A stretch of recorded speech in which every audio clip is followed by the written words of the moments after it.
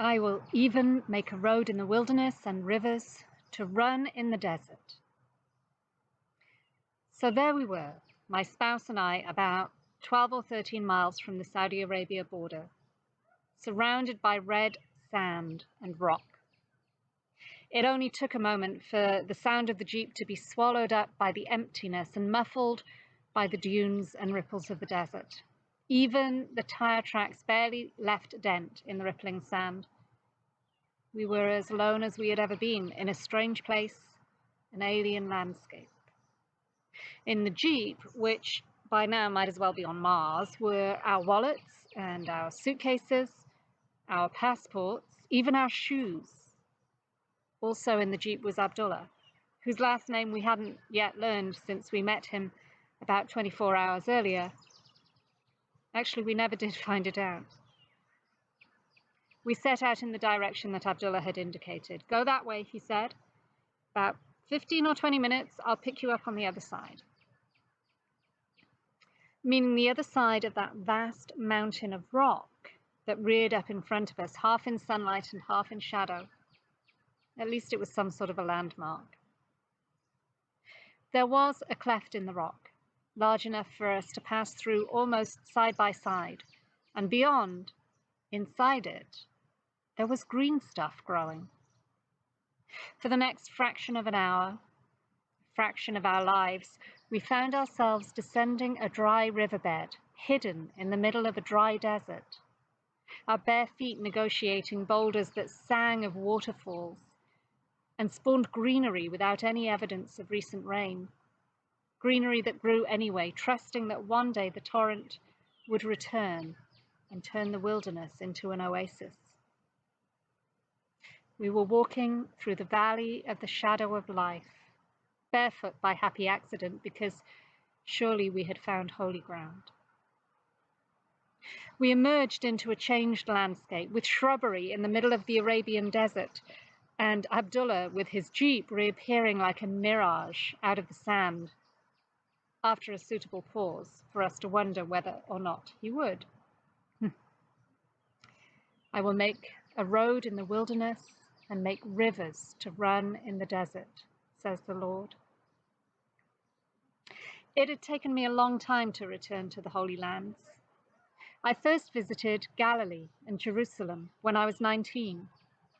Today's gospel reading always reminds me of that summer with its drought and its heat wave, and the Palestinian family who picked me up in their minivan as I hitchhiked towards Tiberias. They spoke no English and I spoke no Arabic, but they told their children to give me water from their cooler, and they gave me a lecture about standing out in the hot sun and staying hydrated. That much they made clearly understood. But I was young and foolish, and I thought I was brave, hitchhiking my way towards the Sea of Galilee, that strange old country with its ancient stories. Later that summer, I spent the last of my money on a bed in a youth hostel in the old city of Jerusalem, mildly aware of the unrest that was rising like the smoke from the bus station that had burned down the day before I arrived.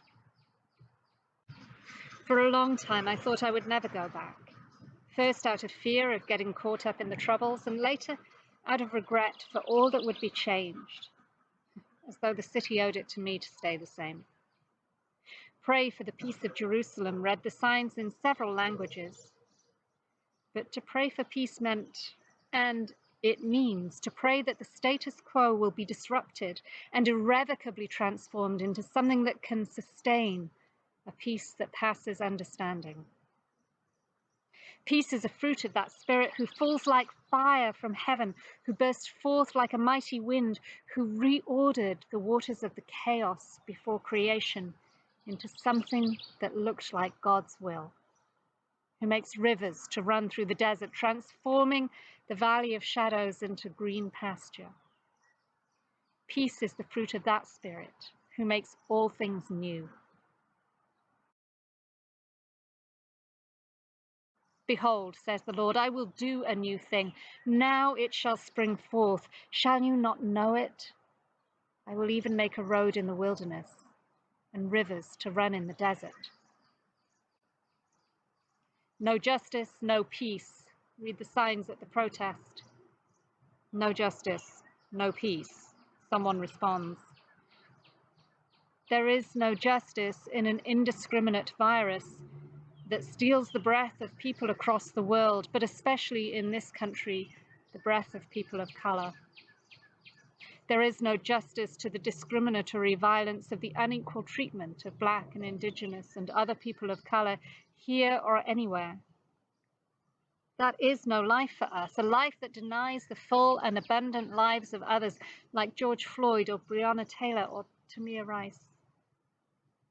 Just as we will not make peace with this pandemic until we transform our way of thinking about health from individual safety to shared responsibility, unless we're willing to teach our children that the safety of the stranger on the side of the road is our Christian vocation, so we will not make peace among our people if we insist on relying on the models and structures, the security blankets that have led us to this moment of crisis, this crossroads.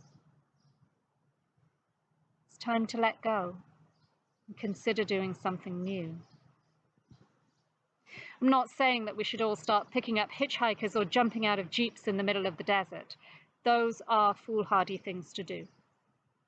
And yet, if we had not left behind our bags and our wallets and our passports and our shoes, or to put it another way, if we hadn't trusted Abdullah in the desert, we would not have discovered the valley of the shadow of life. Did you know that the Arabic name Abdullah means servant of God?